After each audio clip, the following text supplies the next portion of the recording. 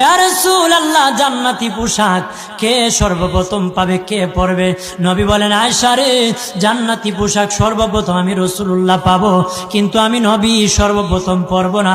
সর্বপ্রথম ইব্রাহিম খলিলুল্লাহকে জান্নাতি পোশাক পরানো হবে। কেন জানুনি? ইব্রাহিম নবীকে নমরুদের আগুনে যখন ফেলে দেওয়া হয়েছিল, দুনিয়ার সব ছেড়ে দিয়েছিল, বাড়ি ছেড়ে দিয়েছিল, সম্পদ ছেড়ে দিয়েছিল, মা বাবা ছেড়ে দিয়েছিল, এমনকি গায়ের জামা যখন খুলে নেয়, ইব্রাহিম কয়েক কাপড় ছেড়ে দিতে পারি, আমার আসমানের মালিককে ছেড়ে দিতে পারি না। ওই দিন আল্লাহ ইব্রাহিমের সাথে অঙ্গীকার করেছিল, ইব্রাহিম, আজকে তোমাকে সকলের সামনে উলঙ্গ করে লজ্জায় ফেলে দিয়েছি ইব্রাহিম, তারপরে তুমি আমাকে ছাড়ো নাই। আমি কিয়ামতের দিন সকলের সামনে মুসলমান, বেঈমান, কাফের, নাস্তিক যারা তোমাকে উলঙ্গ করেছিল, তাদের সামনে আমি আল্লাহ আনুষ্ঠানিকভাবে তোমাকে কাপড় পরায়া দিব।